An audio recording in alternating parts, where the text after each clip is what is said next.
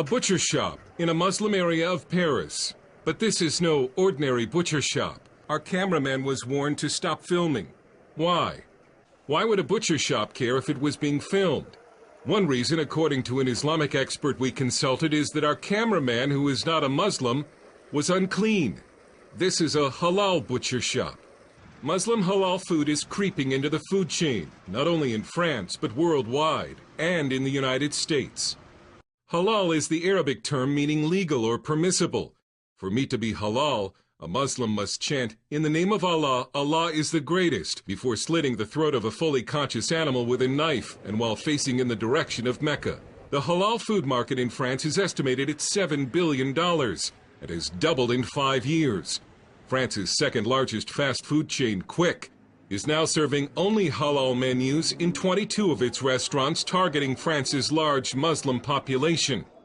But Quick's halal burger stands in France are almost completely owned by the French government, which means the French government, whose constitution mandates strict secularism, is in the religious food business. Leading the fight against Quick's sale of halal food is Charles Aslangoul, a 21-year-old city councilman, college student, and president of the Republican Order. We respect all religions, but I want to maintain the wall between the French state and the religious, and between a state-owned company and a religious food product. This should not happen with public money. But Aslangoul says the media treated him like a fascist, and he was eventually charged with hate speech. A court found him innocent, and now the young French politician is suing Quick for false accusation. Islam is trying to impose itself in the public area. I'm not stigmatizing Islam, I am simply describing the situation when Islam's radical wing tries to impose itself over our Republican laws. A lot of people are probably wondering what's the big deal about halal food. But it's a very big deal to those French who are worried about the growing Islamization of their country. They see it as yet another example of France bowing to Islam. Alain Wagner is a French activist with the Alliance Against Sharia. Islam is introducing Sharia in our society. And that's not clear for people. When you see halal food in shops and you say, oh, it's just a kind of food, no problem. No, it's a Sharia. And experts say some of the proceeds from halal food indirectly support Islamic terrorism.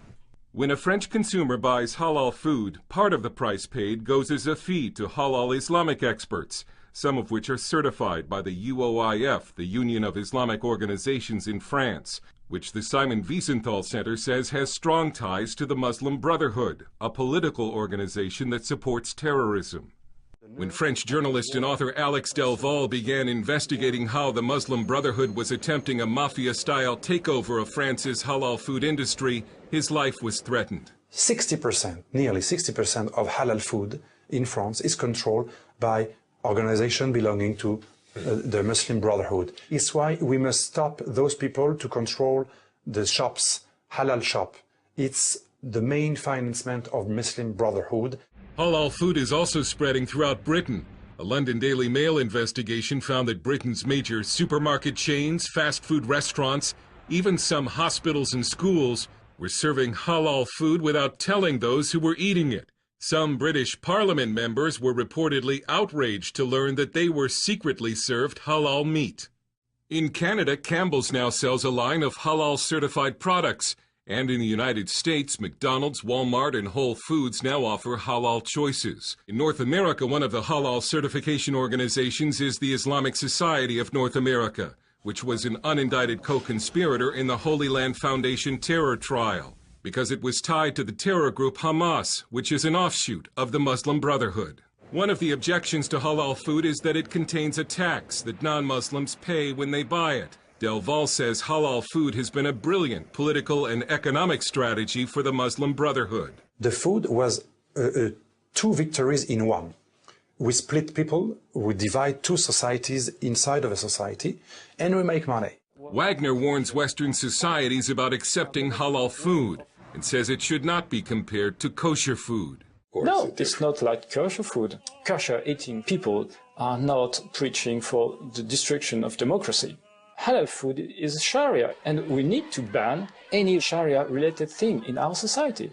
Dale Hurd, CBN News, Paris.